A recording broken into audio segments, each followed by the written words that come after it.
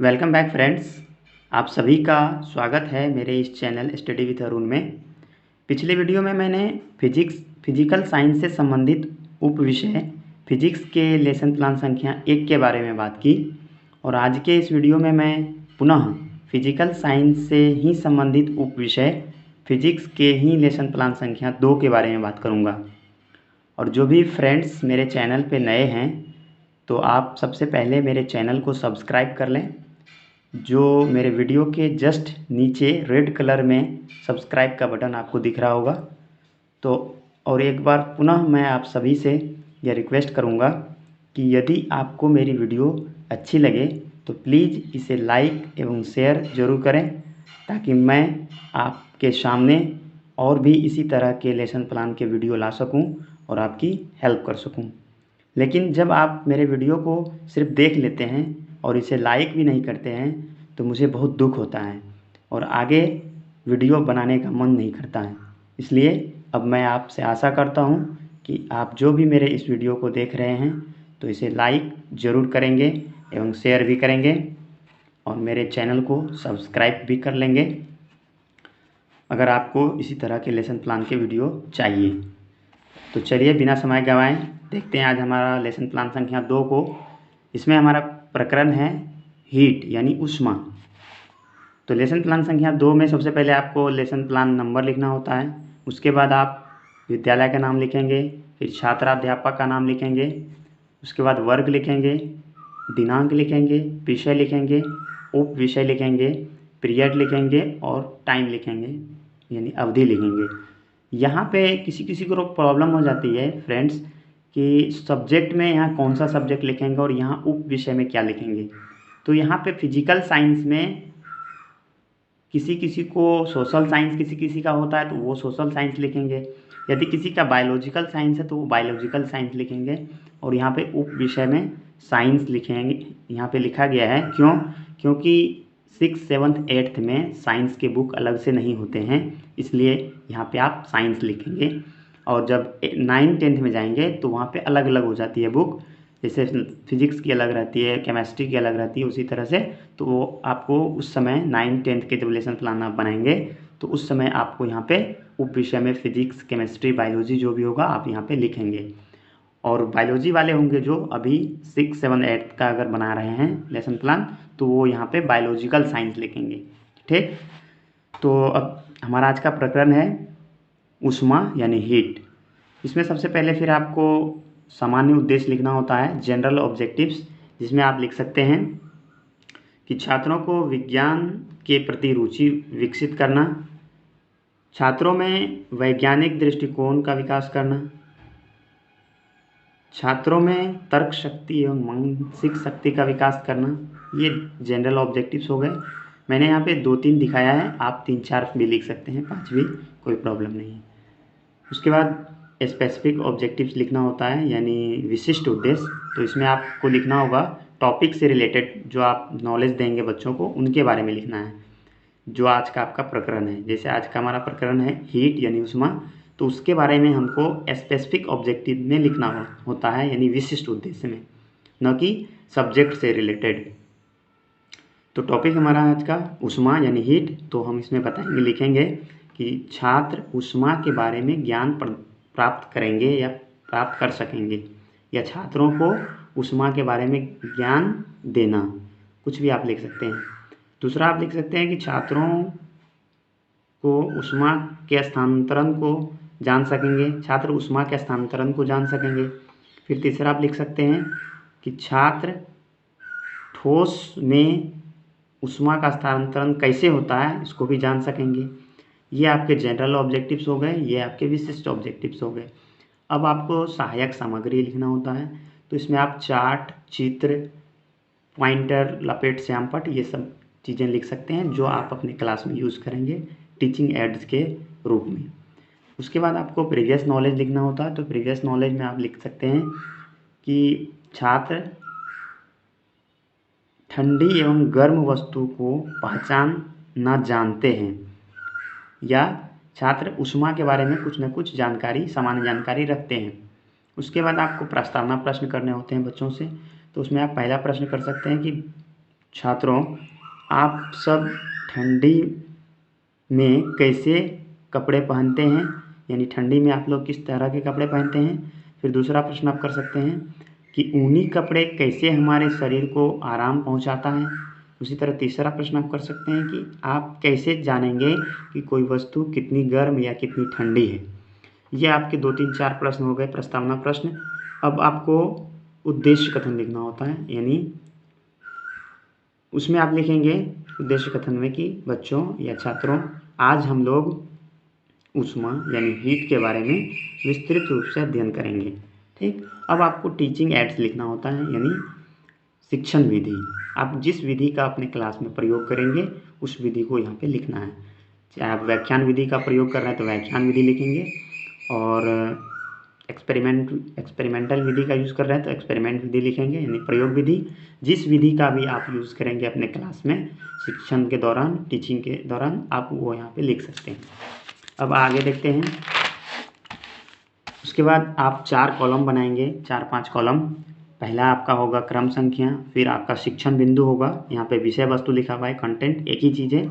उसके बाद आपको टीचर्स एक्टिविटी यानी शिक्षक क्रिया, और उसके बाद छात्र क्रिया, और सबसे लास्ट में श्यामपट्ट कार्य यानी ब्लैक बोर्ड वर्क। ये 3, 4, 5 कॉलम बनाने होंगे।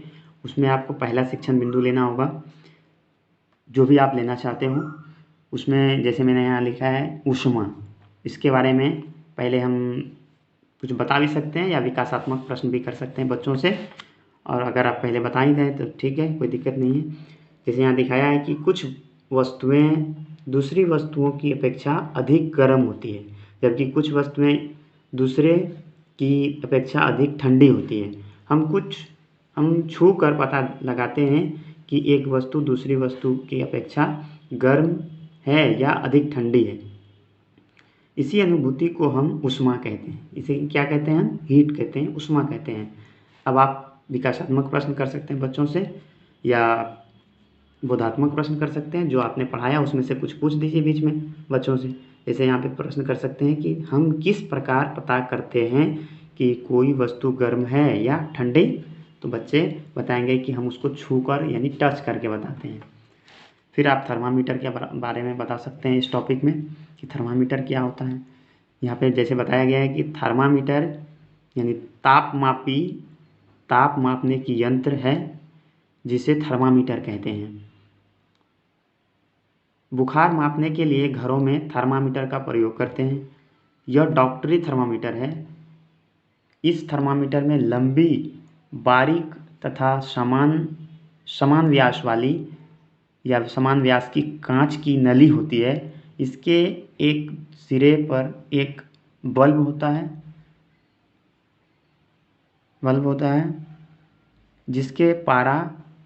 जिसमें क्या होता है? पारा भरा होता है। गर्म होने पर बल्ब का पारा बारीक नली की ओर फैल जाता है। ये आप इसमें व्याख्या कर दी। अब आप ब्लैक बोर्ड वर्क में भी अपना कुछ लिखेंगे, जो इम्पोर्टेंट पॉइंट आपको लगे वो आप श्यामपट्ट में लिखते जाएंगे ब्लैक बोर्ड में, और बच्चे अपने नोटबुक में नोट करते जाएंगे या उसको समझते जाएंगे। जैसे प्रिकॉशन क्या है, कॉशन सावधानी क्या क्या बरतनी है हमको, तो वो यहाँ पे लिख सकते हैं आप। अधिक गर्म वस्तु को न छुएं, आपकी उंगली या त्वचा जल सकती है। ये आप ब्लैक बोर्ड में लिख सकते हैं। फिर आप दूसरा पॉइंट में लिख सकते हैं कि किसी वस्तु को ऊष्मा की विश्वसनीय माप उसके ताप से ही की जाती है। किसी वस्तु का जो है ऊष्मा की माप कैसे की जाती है, तो उसके टेम्परेचर को कैसे मापते हैं, तो थर्मामीटर से तापमापी जिसे हम कहते हैं। अगर आप चाहें तो इसे बनाकर भी दिखा सकते हैं ब्लैक बोर्ड में, जैसे यहाँ पे लेसन प्लान में दिखाया है हमने।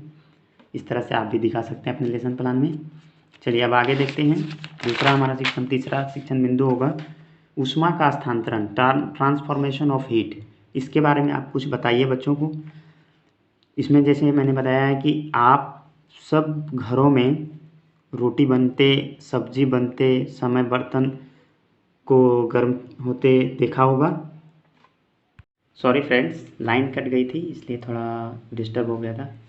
तो चलिए देखते हैं फिर से हैं कि यहाँ पे मैंने बता रहा था कि रोटी बनते, सब्जी बनते समय बर्तन को गर्म होते समय आप देखा होगा, जब सब्जी बनाया जाता है या आप रोटी बनाते हैं तो उस समय जो बर्तन गर्म होता है उसको तो आपने ज़रूर महसूस किया होगा, देखा होगा कि कैसे गर्म होता है, देखा होगा। तथा बर्तन को चूल्हे से हटाने के बाद ठंडी होते भी देखा होगा। ऐसा क्यों होता है?